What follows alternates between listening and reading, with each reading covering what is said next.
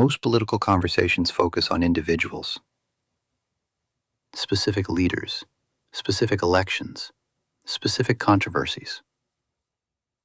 But sometimes, history is bigger than individuals. There is a theory, first outlined in the book The Fourth Turning by William Strauss and Neil Howe, that argues American history moves in long generational cycles.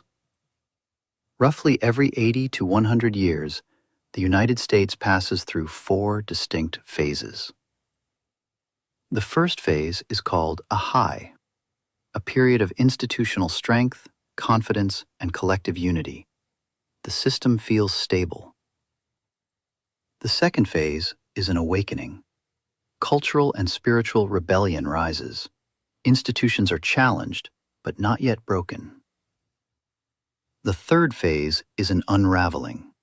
Trust declines, polarization increases, individualism rises, the system begins to strain. And finally, the fourth phase is the crisis. The crisis era is when institutional instability becomes unavoidable. Economic systems are tested, political structures are challenged, social cohesion weakens, and ultimately, something fundamental changes. According to this framework, the last fourth turning in America was the Great Depression and World War II. That crisis reshaped global institutions, financial systems, and America's role in the world. If this model holds, the next crisis era would begin roughly 80 years later. Some analysts suggest that the 2008 financial crisis may have marked the beginning of this new fourth turning. Now, it's important to say clearly, this is a theory, not a prophecy. It doesn't predict exact events. It offers a lens for interpreting long-term instability. But when Millennials and Gen Z look at the past 15 years through that lens, something feels familiar. We came of age during instability, and that may not be random. Every generation is shaped by the conditions it grows up in. Elder baby boomers came of age during post-World War II expansion. The American economy was growing. Homeownership was rising. The middle class was expanding. The dollar was dominant globally. Institutions were broadly trusted. Even during moments of turmoil in the 70s and 80s, the larger arc was expansion. Asset prices rose for decades. Economic opportunity appeared accessible. Stability was assumed to be normal. Millennials experienced something different. We were children during September 11th, young adults during the 2008 financial collapse, graduates entering one of the weakest job markets in modern history. We watched housing become increasingly unaffordable. We navigated rising student debt. We experienced a global pandemic during our prime working years. And now we are adapting to rapid artificial intelligence disruption. Institutional confidence did not define our formative years. Institutional fragility did.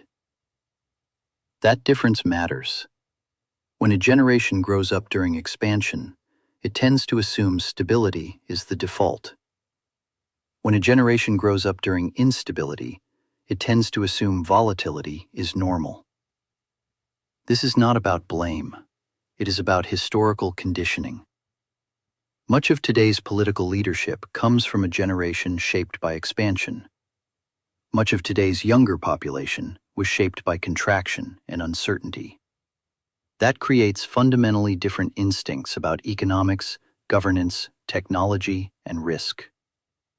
What feels like decline to one generation may feel like baseline reality to another.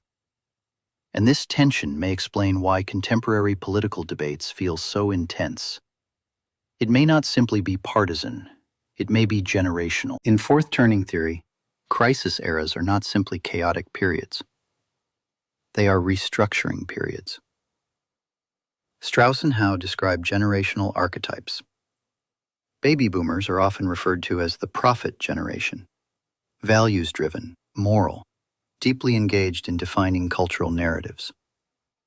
Millennials are described as the hero generation, the cohort that comes of age during institutional crisis and ultimately participates in rebuilding.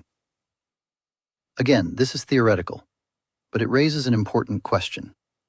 If we are living through a systemic crisis era, marked by rising debt, geopolitical tension, institutional distrust, technological acceleration, and cultural polarization, then what role does our generation play?